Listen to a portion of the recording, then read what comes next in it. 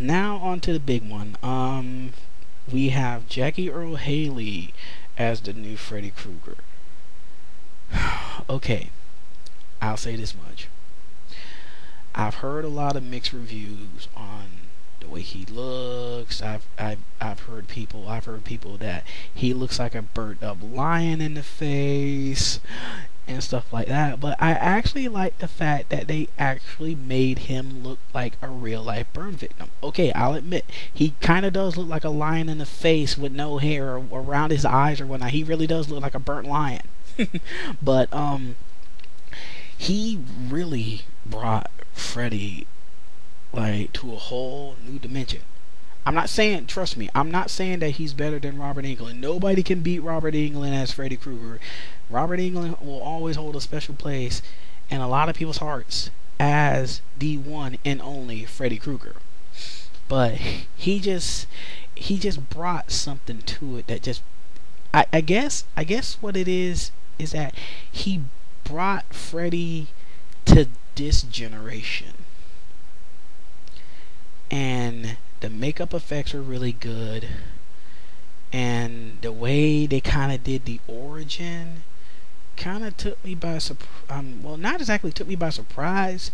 It actually fleshed them out a little bit.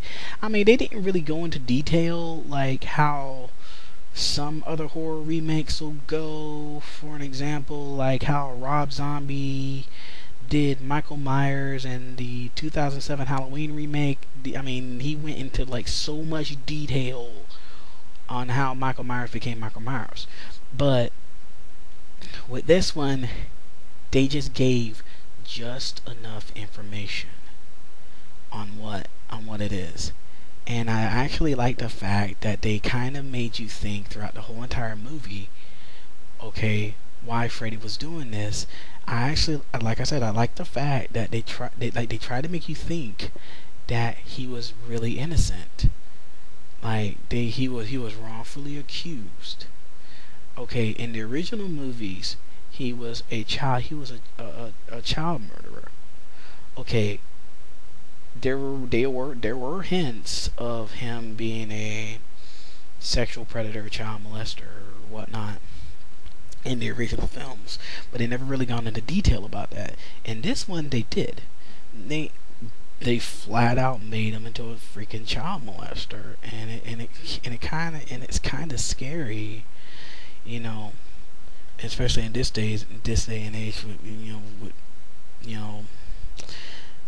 people losing their children at a very young age and being abducted and whatever else. I mean, it's kind of scary, you know, like comparing it to all the stuff that's going down nowadays. But it was really creepy. I'll admit, the death scenes were really good. Like there was one in particular. There was this boy who was Chris's ex-boyfriend named Jesse, and he was played by Thomas Decker, who was he was in Terminator: Sarah Connor Chronicles as John Connor, and he was also Claire Bennett's best friend in the first season of Heroes. I can't remember the guy's name off the top of my head, who his character was modeled after. I believe his name was Rod, the original character from the original Nightmare on Elm Street. Okay. He suffered a decent death. I'll admit that much. I mean, it was kind of, to me, somewhat tame for Freddy's taste.